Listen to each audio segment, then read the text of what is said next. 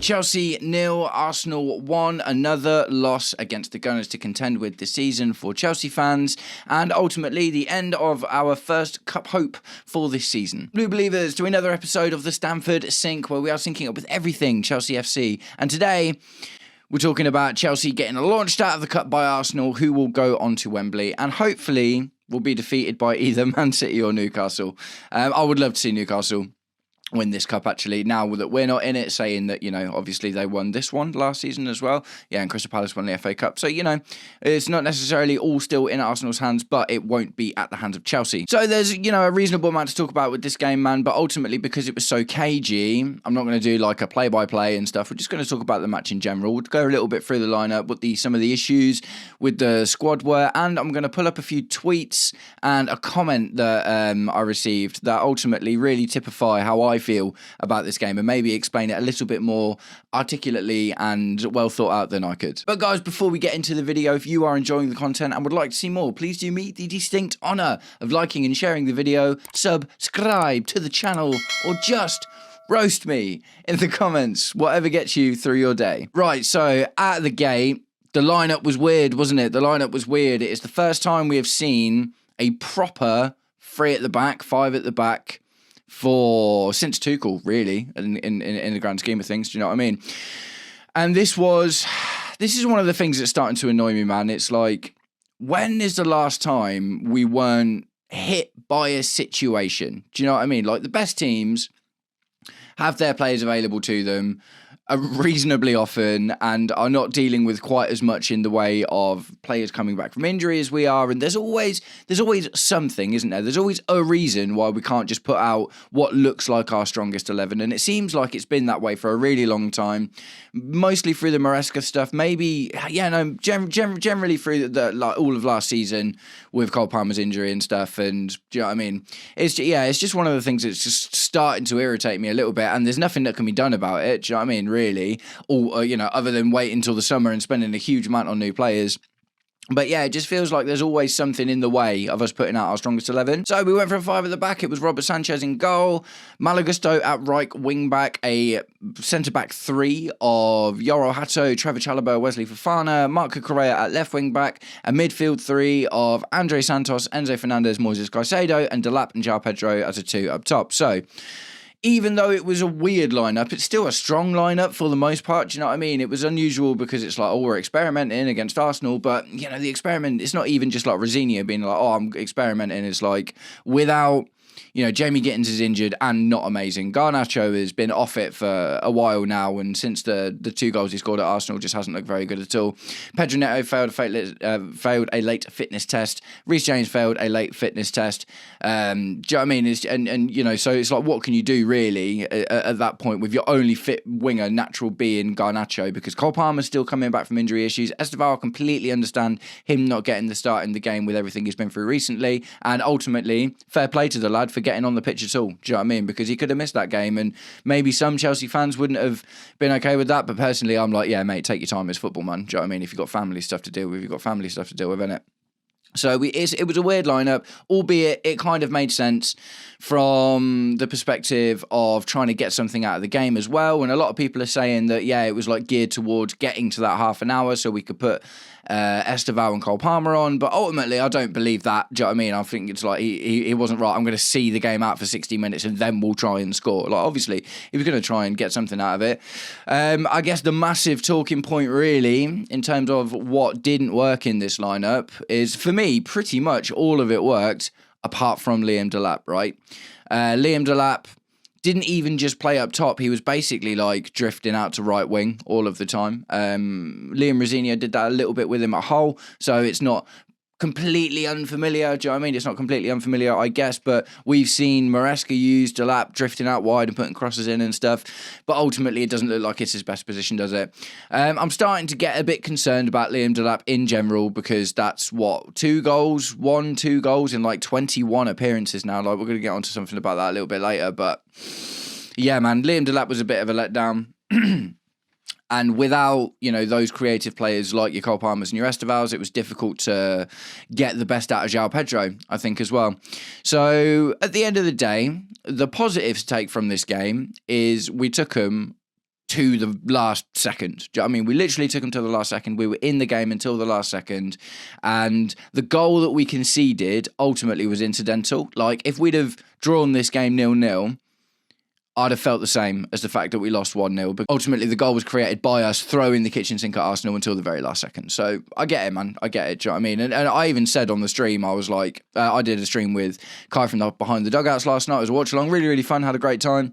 And I said when we were getting to that last like 5-10 minutes or whatever, I was like, look, we've just got to throw everything at him now. Do you know what I mean? And you saw Wesley Fofana basically hanging, you know, in the box, and you know, it literally, it was like we had to throw the kitchen sink at him because we were already losing. Even though it was a draw, we were already losing. So we either put ourselves at risk of conceding a goal, which is exactly the same as where we currently were. But at the end of the day, that's the only chance we've got to get a goal in. So I'm not too fussed about the goal. The goal itself, Kai Havertz, almost a carbon copy of his Champions League goal for us against Man City. Do you know what I mean? It was just one of those, wasn't it? He found himself in a one-on-one, basically completely unmarked with Robert Sanchez, and he managed to put it past us, and it put an end to the game.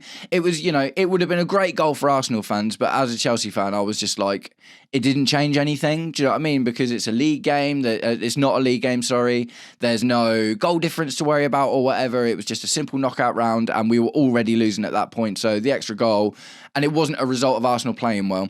And again, the positives, we kept Arsenal out for the whole game, man. Do you know what I mean? We essentially gifted them that goal, and it was a calculated risk in order to try and get something out of the game in the dying moments. So yeah, you know, if there are any positives to take from this game, it is 100%.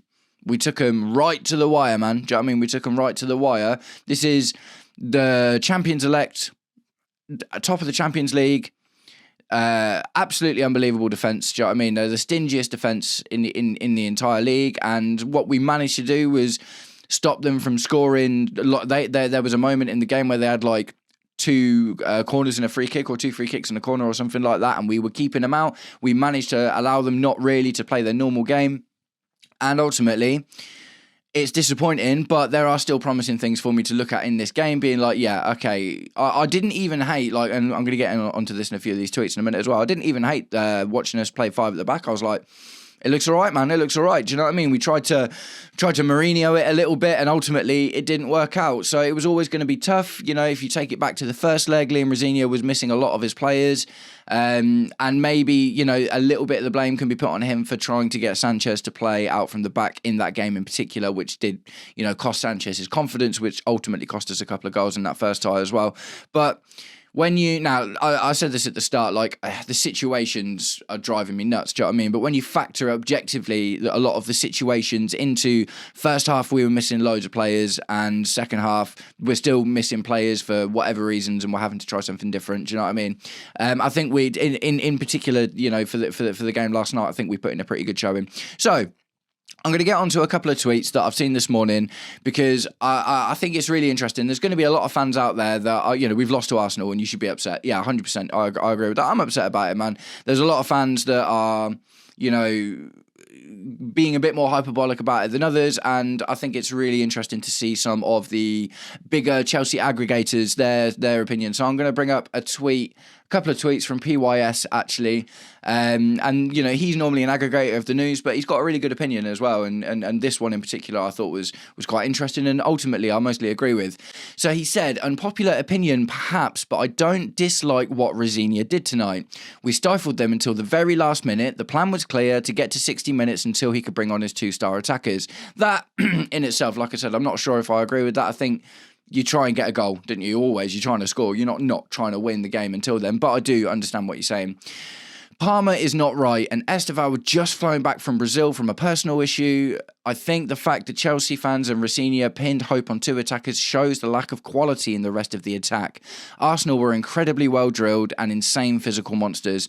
We couldn't break them down. It is what it is. The harsh reality is that they are ahead of us. Years of clear planning and squad building, and a manager they've backed through thick and thin, unlike Chelsea, who chop and change even with a young squad that needs stability. So, you know, I'm totally basically on board with everything there. It's like, it's just about the situation, isn't it? At the end of the day, like, maybe if Maresca would have had that game and we'd had all of our best players available and fit and ready and whatever, maybe we'd have been talking about something different. But that's not the situation we're in. The situation we're in is Liam Rosenior has been here for a month and ultimately missing lots of his players. And the big thing that PY said in there is about the attack, right? And it's just true, man. It's just true. I definitely think that, we are never really looking at a title challenge this season anyway, but if we have even a hope of getting a title challenge this season, our attack needs to level up massively, man. Absolutely hugely. So PY said this: Liam Delap has 2 goals in 21 games. Jamie Gittins has been a massive disappointment. Alejandro Garnacho can't take on a man and is only effective off the bench sometimes. Cole Palmer has an ongoing injury. Esteval is 18 years old and adapting to the physical demands of the Premier League. Pedro Neto is wildly inconsistent. These are the facts. Chelsea's attack needs way more quality. 90 mil on 2 left wingers for neither to be level raisers is a damning indictment of Shields, Winstanley and Stewart. So, look, I don't really get too much involved in the, Blueco out and directors out and whatever, because, ultimately here I just want to look at the players we've got and, it's all, it's just one of those, isn't it? Like, each to their own and that. But I do agree with, 100% with what you're saying here. When you think about the kind of quality that you need to win a game like this, we don't really have it in the squad. Do you know what I mean? It'd be great to be able to rely on Cole Palmer and Esteval Willian every single game, but we obviously can't do that. We've only just started being able to rely on João Pedro, who had, although he's been brilliant today, had a awful patch of form for 3-4 months in a row. Do you know what I mean? He was getting the odd goal here and there, but he's really leveled up his game a lot recently, and then we're left to Garnacho and Jamie Gittins and Pedro Neto, who had a good patch of form, but as PY said, wildly inconsistent. So yeah, man, it is starting to hurt a little bit, when cup games are so important as well, especially when cup games are so important, that we just didn't really have the quality in the squad, or we had some quality on the bench, obviously with Palmer and Esteval, but we shouldn't be in a position where our best players are on the bench in a game like this. Do you know what I mean? And look, I get it. The Cole Palmer and Esteval, I'm not blaming them for this. Do you know what I mean? They've got their issues with injury and personal stuff 100%, but there should be someone else. Do you know what I mean? There should be someone else.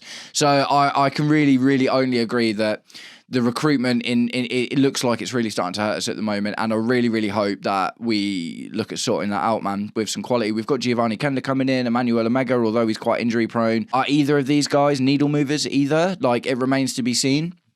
It would be great to go in, and especially for the left wing. The left wing has been hurting us for a long time now, man, a really, really long time. The left wing situation has been dire essentially since Eden Hazard. Do you know what I mean? Since then, we haven't really, not even replaced Eden Hazard's quality, but because, that's almost impossible, but even come close to it. Do you know what I mean? Even come close. So I want to also highlight a quote from Liam Rosenior that was posted on the Chelsea Dodgers Twitter page. Liam Rosenior on regrets from the first leg. In the first leg, I'm not making excuses, but we had illness go through the camp on the day of the game. We had 4 players missing and I'd been in charge for 3 days. I cannot fault the application intensity or the fight of the players. What we need to remember, this is the start and I'm really, really, really happy with a lot of things I'm seeing. You want to get results, but we need to make sure we rest and recover and keep improving as we go. So I have a lot of sympathy for Liam Rosenior in this respect. I think he had a really good performance ultimately. Do you know what I mean? To try and, with the players missing that he had missing in the situation that he was in, to try and do something to quite specifically deal with Arsenal. And ultimately, he did. Do you know what I mean? Like I say, the thing you've got to give to Liam Rosenior there, we lost 1-0, but we gave them that goal. Do you know what I mean? We didn't allow them to play their game for 90 minutes. And we gave that goal away because we took a risk, which I also like, by the way, because like I say, it was a lose-lose, essentially. Do you know what I mean? There was no other thing to do than throw the kitchen sink at them for the last 5 minutes because we were already losing. So if we conceded a goal, then in those last few minutes, then the result doesn't actually change, does it?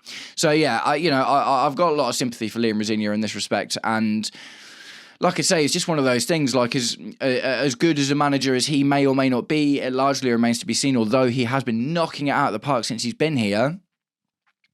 he needs a consistent squad, man. He needs a consistent squad that's fit. And I don't even think, the quality is a bit of an issue, like Jamie Gittins and Garnacho on the left, in particular, the inconsistency of Pedro Neto, that kind of stuff, that is hurting us. But if they were just like available to play all of the time, do you know what I mean? And that would be something in itself. So there's one more thing that I'm going to move on to here, and it is actually a comment from one of my viewers on the live stream that I did yesterday. And ultimately, like, a lot of the guys on the live stream, I understand, man. I understand. You feel really passionately and strongly about Chelsea. 100%, I appreciate that. And there is any time we're losing at the moment, there is kind of this, and it's been built up over the last few years as well. This isn't new. It's kind of like, I want my club back kind of thing. Do you know what I mean? And I get it, man. I get it. But I had a great comment from a guy called Mario Hambish yesterday, and he had this to say. Goal was incidental. Personally, I thought Rosinia managed the game really well. I'm proud and totally trusting of the manager. Arsenal could defend this game because of us being forced to field our reserves in the first leg. That was 7 years of Arteta and 4 weeks of Liam. That's a massive statement, man. I love that.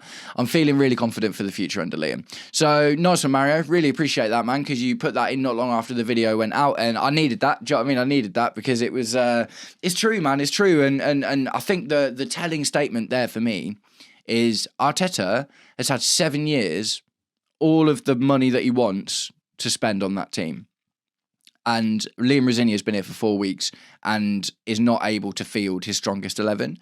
So even in context of the game, to get the result that we did, like I say, the goal for me basically didn't even count because we gave it to them. To be able to even get that result is a massive shout from Liam Rosinia when you think about where we've just come from. Do you know what I mean? Where we've just come from in losing to Leeds and getting draws against Bournemouth and losing against Sunderland and losing against Atalanta. Do you know what I mean? And draws against Karabag and stuff. Do you know what I mean? Like, at the end of the day, where we come from to where we are is a stark difference. And I wouldn't necessarily... Look, Maresca might have won this game because that was something that he was good at, was getting results against big teams at the end of the day. But I would rather struggle a bit in these games and make them toe-to-toe than lose against the likes of Leeds and only get 2 points out of Bournemouth and stuff like that. And the context there of 7 years of Arteta, 4 weeks of Liam, that's huge, man. That's really, really true for me. Absolutely true. Liam Rosinia went toe-to-toe with one of the most successful managers in the Premier League and pinned them back in their own backyard. That's massive, man. So, Mario, thank you, man. Appreciate that comment. I think it was very insightful. Nice one, guys. I'm going to wrap the video up there. It's disappointing. It's hard, but we move. Wolves on Saturday. We've got Wolves on Saturday, we've got Hull after that, I think, and then we've got Burnley and Leeds, I'm not sure in what order. Ultimately, before our next game against Arsenal in the Premier League, we should be looking at 9 points in the Premier League and a win in the FA Cup, which is potentially an opportunity to get another trophy. The FA Cup's going to be a really interesting one as well because you would have thought Arsenal would be fully focused on the Champions League and the Premier League when it gets to those FA Cup game points by the end of that season. The FA Cup, my friend Jay from Talking Chelsea, he said it a few times. He's like, I've got a feeling that the FA Cup is there for us. And I believe that too, man. I definitely believe that. Do you know what I mean? We've got Mamadou Sarr coming in, which is not a huge, it's not a massive signing or anything, but it is definitely an improvement to our defence and hopefully a player that helps Liam Rosinia knit our defence together a bit more in general and makes us a bit more difficult to break down and beat. So, nice one, guys. I'm going to wrap the video up there. Thank you very much for sticking around until the end. If you did, I will catch up with you all very, very soon. Take it easy. Peace.